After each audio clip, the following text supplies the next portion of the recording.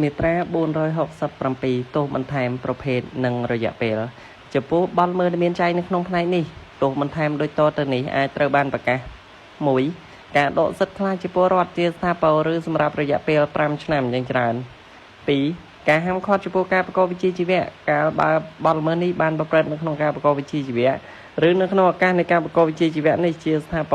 រឬសម្រាប់រយៈពេល5ឆ្នាំយ៉ាងច្រើន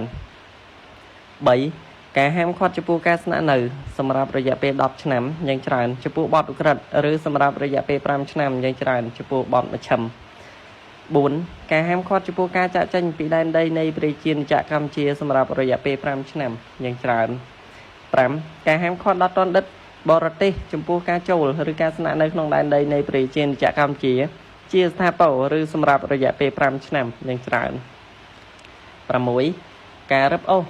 ឧបករណ៍សម្ភារៈឬវត្ថុណាមួយដែលប្រើប្រាស់សម្រាប់ប្រព្រឹត្តបទល្មើសឬដែលមានគោលដៅប្រព្រឹត្តបទល្មើស 7. ការរឹបអូសយានជំនិះរបស់ទណ្ឌិតមួយគ្រឿងឬច្រើនគ្រឿង 8. ការហាមឃាត់ចំពោះការកាន់កាប់ឬយកតាមខ្លួននៅអាវុធគ្រឿងផ្ទុះនិងគ្រាប់រំសេវគ្រប់ប្រភេទជាស្ថាពរឬសម្រាប់រយៈពេល5ឆ្នាំយ៉ាងច្រើន 9. ការបិទផ្សាយសេចក្តីសម្រេចផ្តន្ទាទោសសម្រាប់រយៈពេល2ខែយ៉ាងច្រើន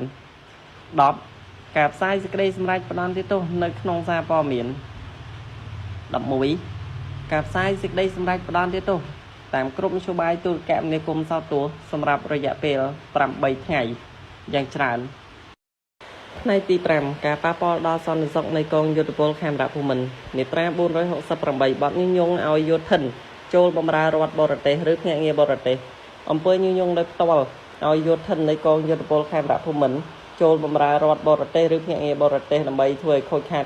ការការពារជាតិត្រូវផ្តន្ទាទោសដាក់ពន្ធនាគារពី5ឆ្នាំទៅដល់10ឆ្នាំមាត្រា469បទរារាំងដំណើរការជាធម្មតានៃសម្ភារៈយោធា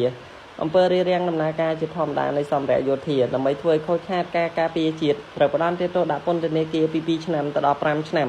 និងពិន័យជាប្រាក់ពី4លានរៀលទៅដល់10លានរៀល